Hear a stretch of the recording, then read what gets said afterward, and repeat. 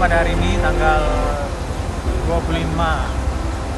April 2023, Hari Raya keempat. Kami telah mengunjungi lokasi terjadinya bencana alam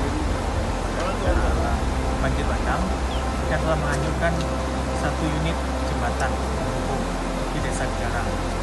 Kalau kita lihat kondisi seperti ada di belakang ini, bahwa di seberangnya sungai ini ada